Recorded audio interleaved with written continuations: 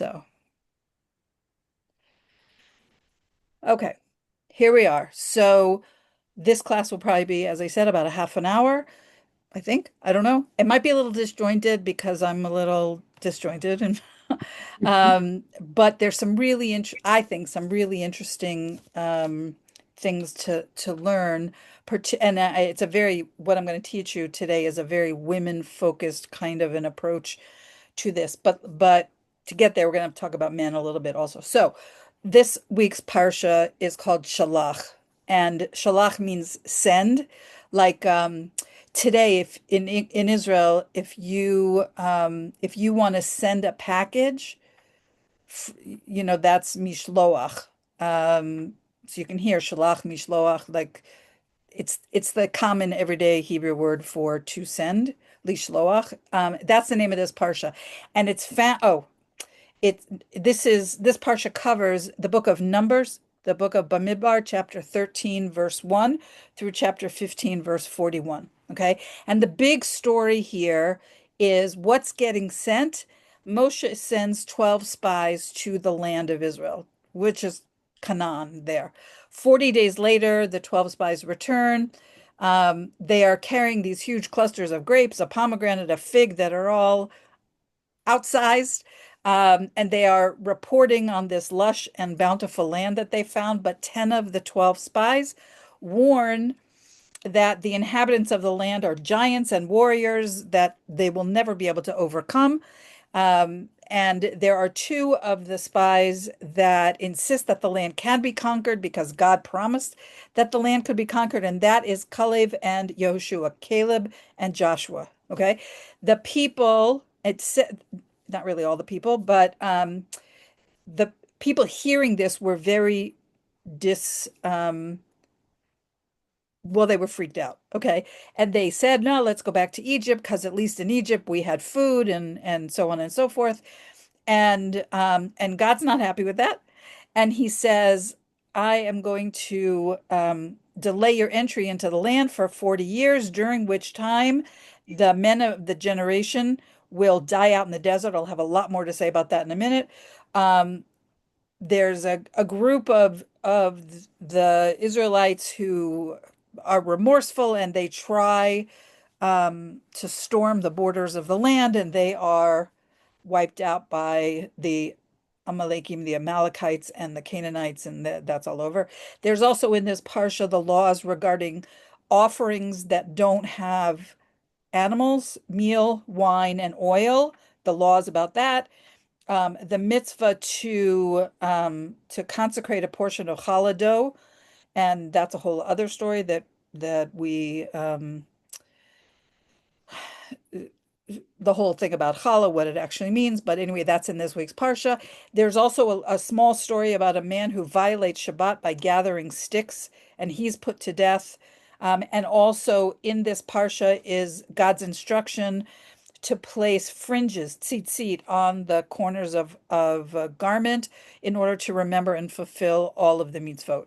Okay, that's sort of an overview of what happens in this parsha, chock full, but I want to focus on the story of the spies and something related to that. Okay, so the story of the 10 spies who give a disparaging report about the land of Israel, this is the land that God has literally promised in the book of Shemot, in the book of Exodus, that it will be a land flowing with milk and honey. This follows immediately after what we studied last week, which is the story of Miriam, who was punished for speaking against her brother. And Rashi, the great biblical commentator, says that what are we supposed to learn from that? That the spies saw what happened to Miriam. They saw that she misused the power of speech. She was punished for it, and they failed to learn from it. And they went ahead and basically said Lashon Hara against the land of Israel. Now, usually we think of Lashon Hara as against a person, but in this case, they spoke against the land that God had promised to these people. Now, you have these 12 important men, one from each of the tribes. They are appointed by Moses to go to the land of Israel and to enter it, kind of do reconnaissance, scout it out, and report back. And again, Caleb and Yehoshua, Caleb and Joshua are the two um, the two righteous ones from among the 12, even though they all start out as important men. That's why they were chosen. Kalev is from the tribe of Yehuda, from the tribe of Judah, and Yehoshua, Joshua, is from the tribe of Ephraim. Okay, on the 29th of Sivan, the 12 spies left. Now, the 29th of Sivan falls this year, next week, Tuesday and Wednesday of next week. So it's interesting to be reading it now. I don't know if it always parallels, but it definitely does this year. And they travel around for 40 days and they return on the 8th day of Ab. This is going to be significant. And again, they bring back these lush fruits. They report that the land is abundant with fruit, but the cities and the inhabitants are large and strong. And only Kalev, who has Joshua's support, voices the opinion that even though there are people there that are giants and so forth, we can do it. We can conquer even against the odds. The other spies in chapter 13, verse 33, the other 10 spies said, this is a very famous line, we seemed like grasshoppers in the eyes of the giants, and so we were in their eyes. There's a whole direction we could go in that about how they felt about themselves. But in any case, what was the sin of these 10 spies? These are community leaders who crumbled under the pressure, even though a positive outcome has already been promised by God. And they discourage the entire people with their fear and with their weakness. So there's a early 17th century commentator, Rabbi Shlomo Ephraim ben Aaron, who is known as the Kli Yakar after his great work. He says this really amazing thing. He says, this is a conversation that he's reporting about um, how God told Moshe it was okay to go ahead and send the spies. So the first two words of the parsha, Shelach, which means send, and Lecha, which means for you or to you. So send for you, send for you.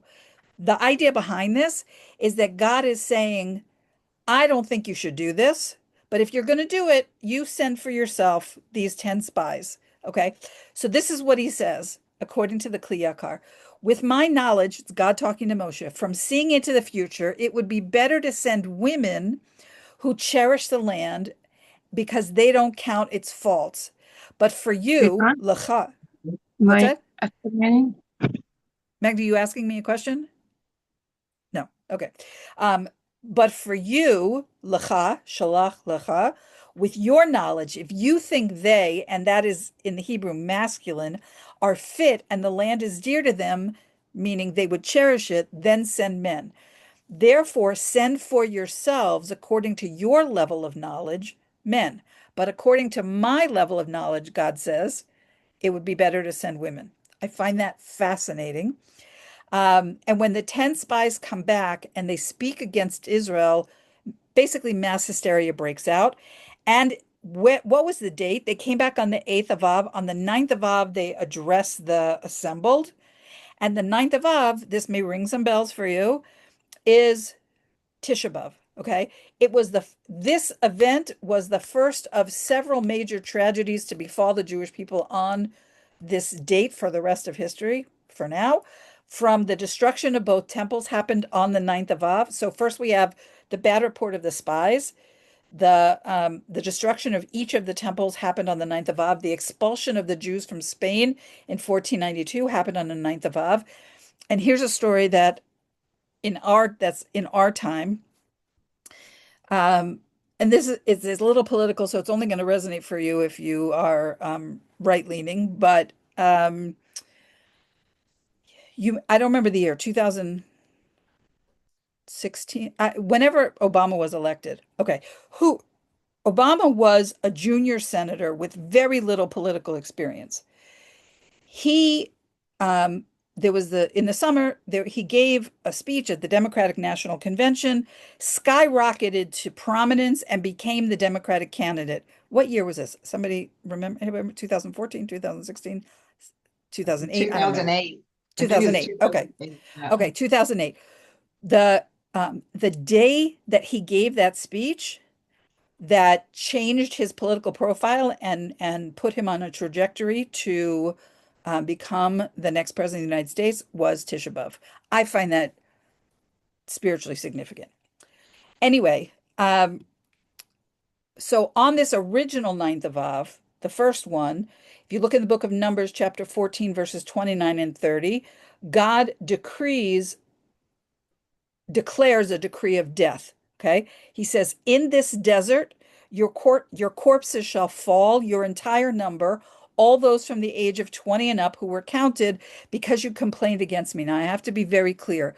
In a lot of places, if you read about this Parsha in Jewish sources, I don't know what it says in Christian sources, but they will say, and it's so wrong, they will say the entire generation died in the desert. That is not true. It is only the men from the ages of 20 to 60 who were counted in the previous census because God judged them to be guilty. And it wasn't even all of them because the tribe of Levi was also not subject to this decree. Okay.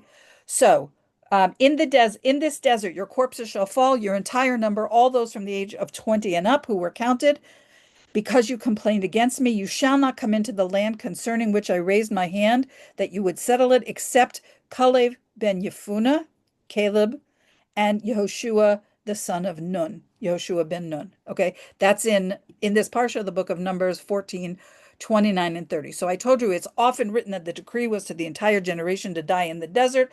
The decree did not apply to the women at all whatsoever. It did not apply to Kalev and Yehoshua, Caleb and Joshua. It did not apply to the children, anybody under the age of 20. It did not apply to the Levium, and it did not apply to the men who were above the age of 60 when the recent census had happened. So it makes me nuts. I don't know if you can tell. This is like a real point of irritation that over and over again, in talking about this parsha, people will say the entire generation was subject to this decree of death. Now, there's so I've established, I think, the decree of death only applied to the men between the ages of 20 and 60. The 10 spies, by the way, they died immediately. The remaining 603,000 some or so men that were in the category that were subject to this decree, because they were the ones who said, we want to go back to Egypt. This is not going to work out for us. We're scared to move forward and so forth. One opinion is that when they reached the age of 60, they died.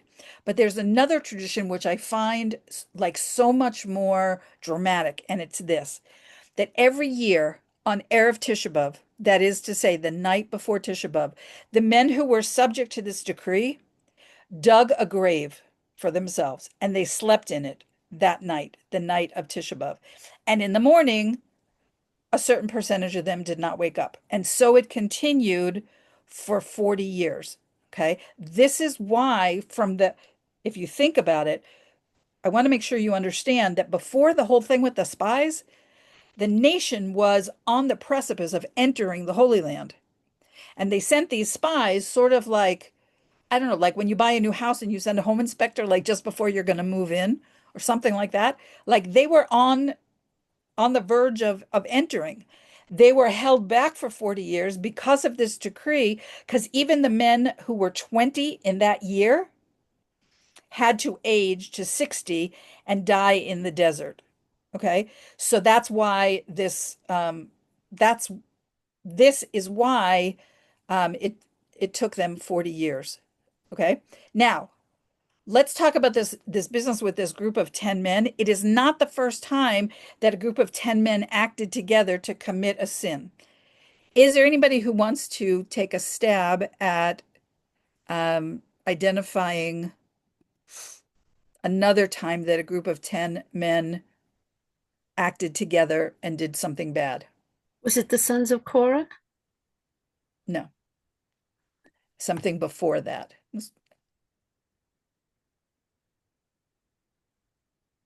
Anybody else? Okay, The Joseph's yes, brothers. yes, yes, Yeah. exactly. The 10 brothers sold Joseph into slavery. 10 spies caused a 40-year delay in the wilderness. Okay. And from this idea, now this is really it's only relevant in a Jewish context, but I do find it fascinating. You may be familiar with the concept of a minyan. A minyan is a prayer quorum in Judaism that requires 10 adult men for communal prayer. Okay. And there are certain prayers that can only be recited in the presence of 10 adult men. And by this, I mean um, anybody over the age of bar mitzvah who is male. Okay. That's like 13 and above. In many, many cases, a simplistic view of this is that minyan is a Jewish privilege from which women are excluded.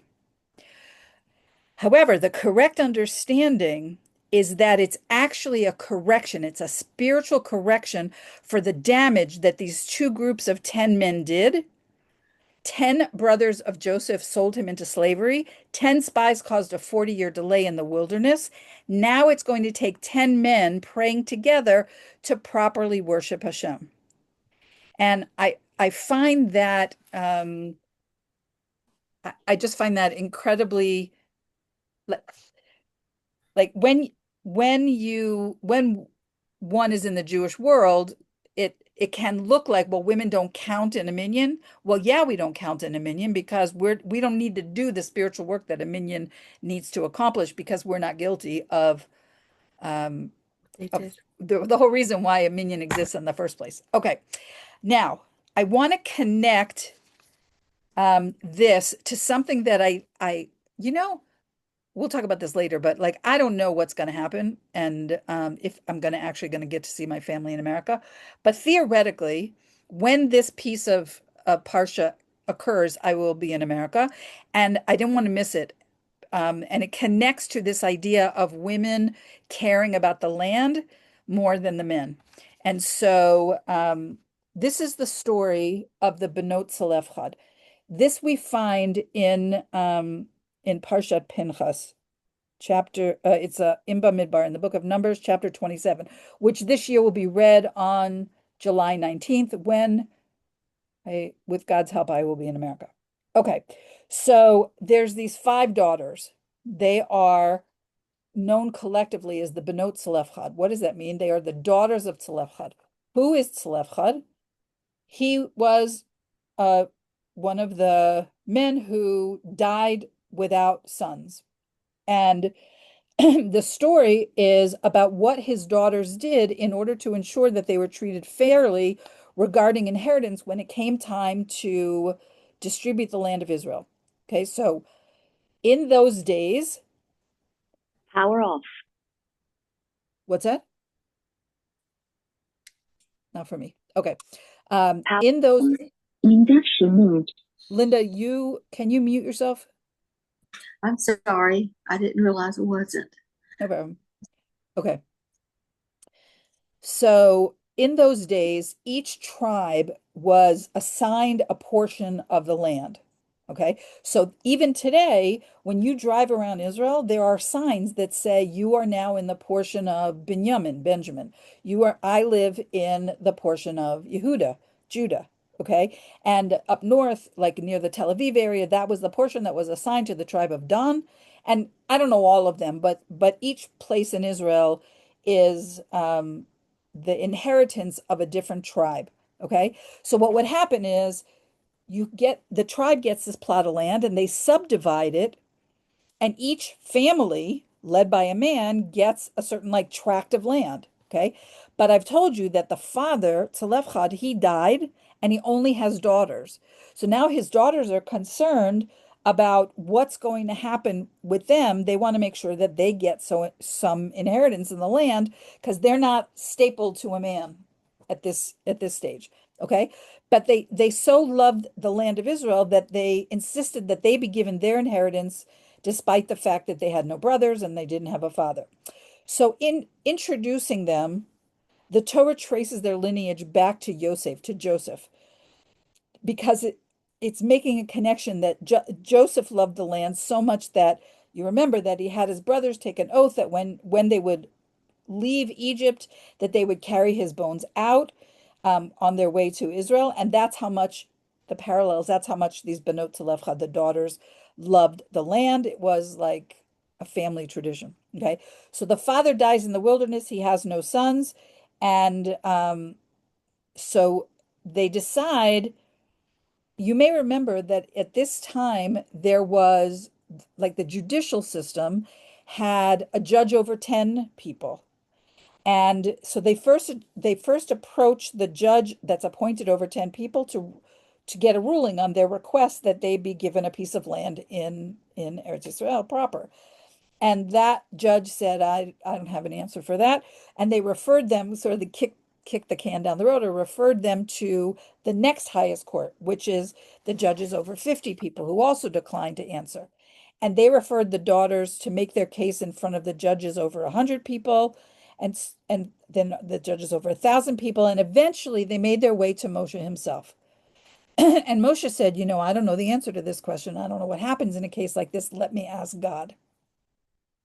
So right away, the fact that they went to such great lengths to resolve the matter is a further indication of how much they loved the land and they wanted to share their part of it.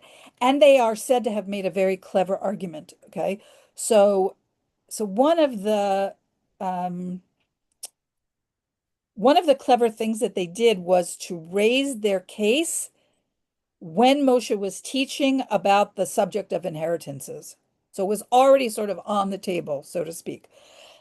And they offered a number of arguments to boost their claim that they should be given, even though they were women, they should be given an inheritance in the land in their father's name.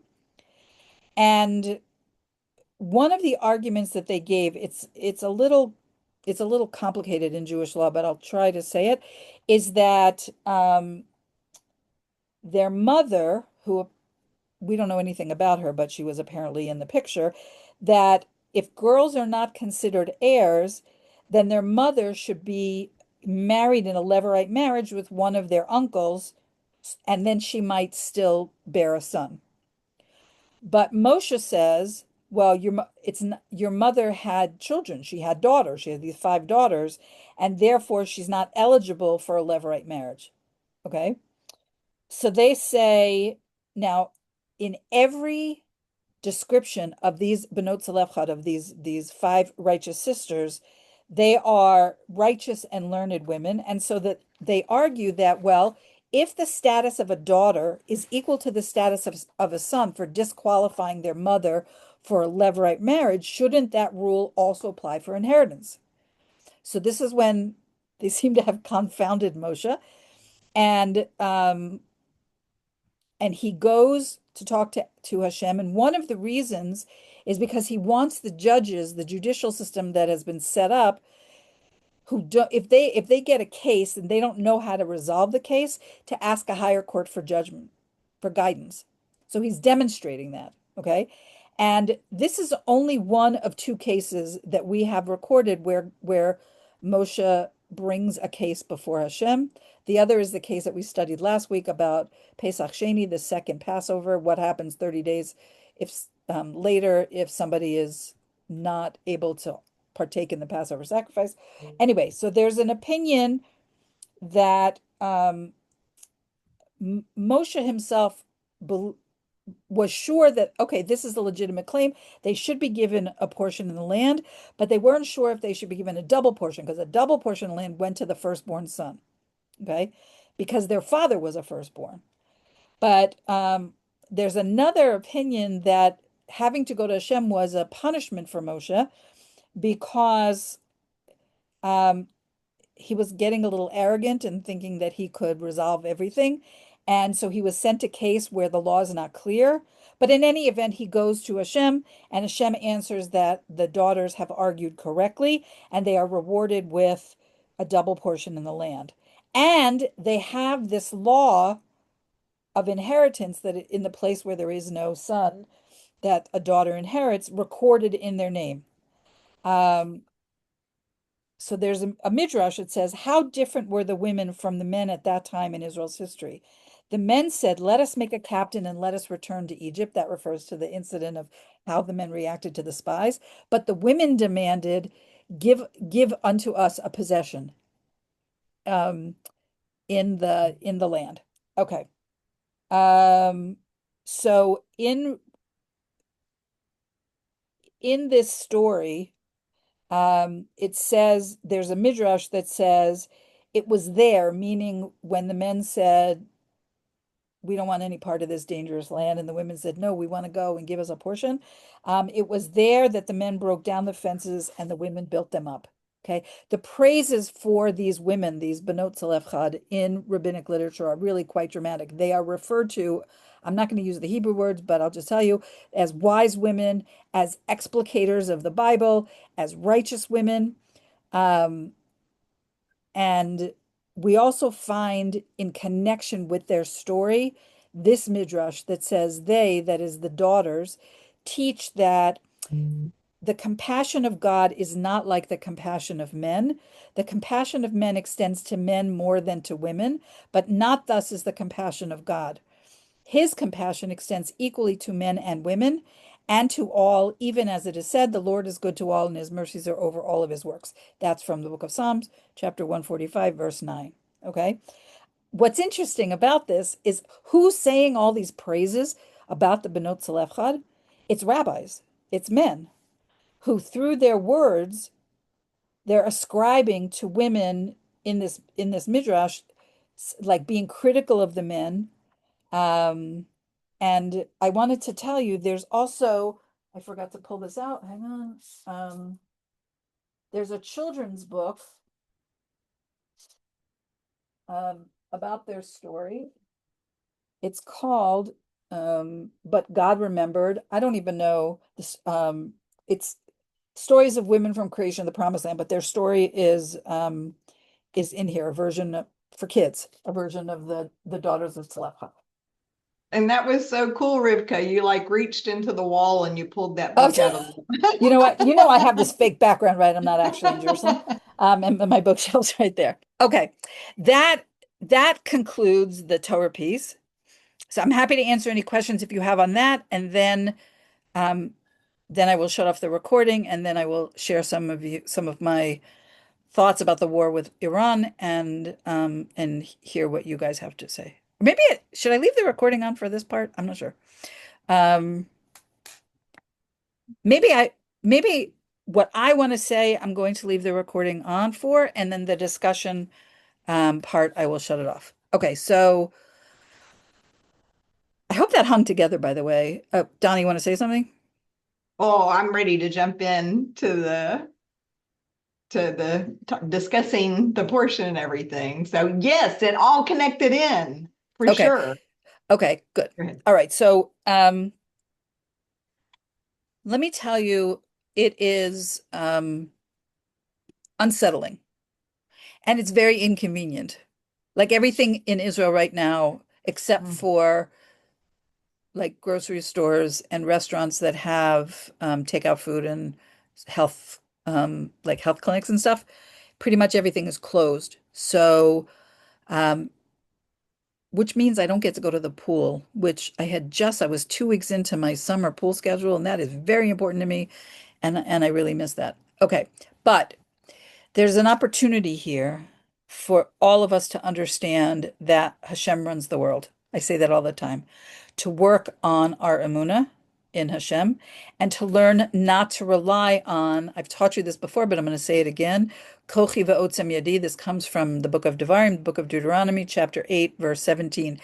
Basically, what's going on in this section is that Moshe is warning the Israelites not to get too arrogant or overly impressed by their material prosperity and thus to forget God. That's the context for this passage. Kochi votzem yadi comes in chapter 8, verse 17, and when you will say to yourself, my strength and the might of my hand, that's literally what Kochi votzem yadi means, that has accumulated this wealth for me. Okay, so God is through Moshe is channeling God's words, and he's saying, don't get overly arrogant of that. Okay. So I say that because you could go through, and I know none of you are doing this because we're all here together for spiritual purposes, but there are lots of people who are looking at this, what's going on. They're analyzing the politics. They are, kind of talking heads. What's the military strategy? Blah, blah, blah. And we're actually on a daily basis we are seeing a lot of miracles. So here's one small example. I read a report that when this operation was launched, Israel expected thousands of civilian deaths and prepared for thousands of civilian casualties. To date, so we're like, so Friday, Shabbos, Sunday, Monday, 5 days in, there are 24 known civilian deaths in Israel from the Iranian attack. So I don't want to be glib about a single death, but we can see that 24 is nowhere near thousands. And so we see that God is protecting us from something much worse. Now, we did get probably a little bit too complacent because the Houthis stuff was like sort of a gnat in our face. Like, oh yeah, here comes another one. And then 10 minutes later, it was over. Most of them were intercepted. They did very little. There were very few hits. They didn't kill anybody. They didn't cause any damage. They just inconvenienced and sort of disrupted society. So it reminds me of there's a book called The Prime Ministers. It's like 9,000 pages. I don't know. It's a big fat book about this guy who was I don't remember his name. Thank you for not asking. Avner, something, whatever. He was on the staff of a number of prime ministers in Israel, and he wrote about his time. And one of the things he talked about was a period of the Six-Day War. And he said prior to the Six-Day War, Israel was preparing mass graves because they expected mass casualties. And they did not know that God was going to do this miracle. The whole war would be over in 6 days. Um, and and so this is sort of an extension of that. We each, all of us, everyone in the world that cares about what's going on here, has a choice to see the darker stuff and feel abandoned or scared or worried or discouraged, or to focus on the light that Am Yisrael is bringing, that the Jewish people, the land of Israel, the nation of Israel is bringing into the world right now. That's our personal choice. I want to address the question of, is this Gog and Magog, which is the war that's described in the book of Ezekiel, chapter 38 and 39. So today I listened to a 2.5 hour Torah class on this very topic, and I want to summarize it for you. Donna, you may have read this already, but this class was given by Rabbi Alona Nava, who is in Tzfat, and he basically says this is not the war of Gog and Magog. He called it the starting gun, meaning there's a process unfolding here. This war is an opportunity for Israel to clean up the enemies that have been threatening us for 50 years.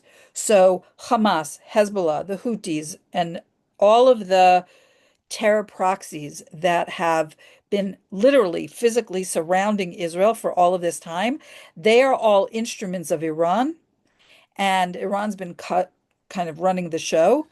And we are taking them down one after another. And now we are going after what people say the head of the snake. Okay. There's a lot in Israel today, and he echoes this, a lot of confidence that we will be successful, that Iran is already beginning to fold. That doesn't mean that there won't be more scary stuff happening or more people won't die, but it does seem like the big bad wolf of Iran has been proven to be something of a paper tiger. So Rabbi Nava is describing that after that, Israel will have a period of ascension. Real estate in Israel will go sky high. The value of the shekel, the Israeli currency, will go up. Nobody for a period of time will come against Israel out of fear because of everything that God did for us, everything that we accomplished in getting rid of Iran and Hamas and Hezbollah and the Houthis and all that.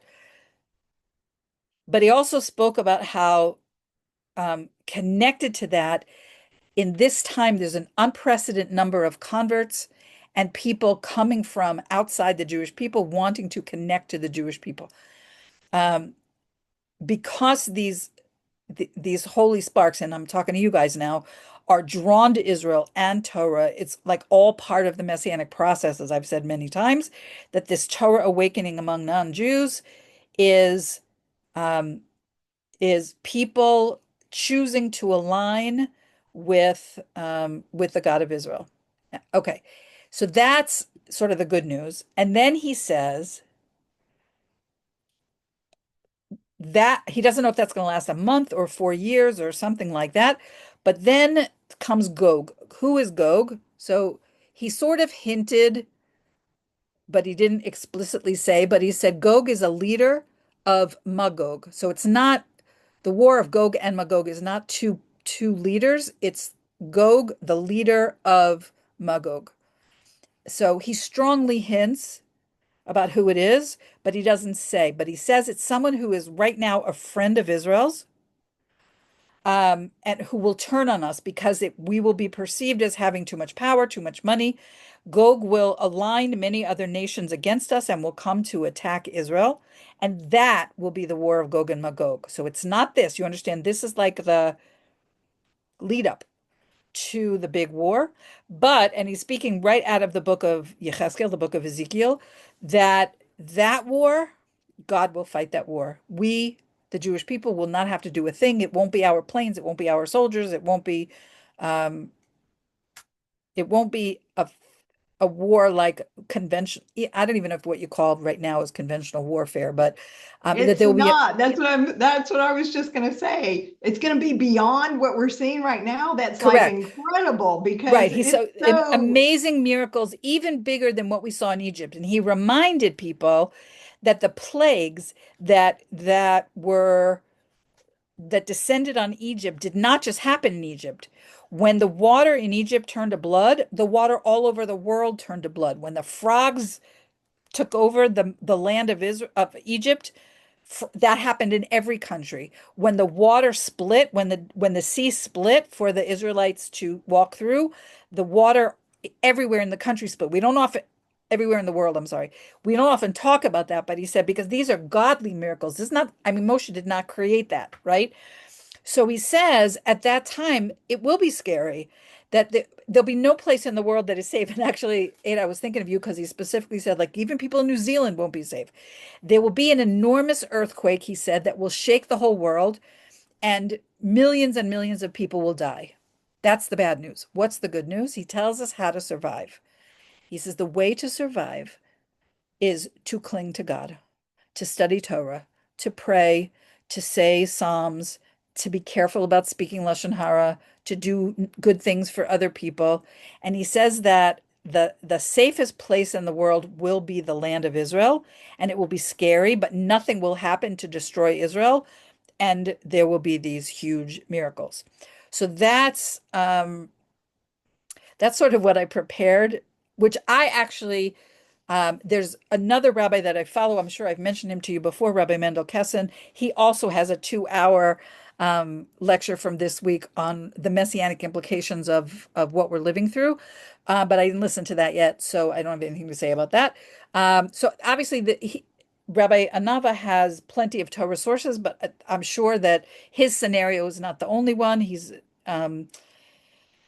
There's other there's other opinions and so forth, but I wanted to share that with you because I found tremendous comfort from that, especially the sort of certainty with which he spoke about the fact that this isn't going to last much longer, and Israel will prevail, and we will rid the world of this um,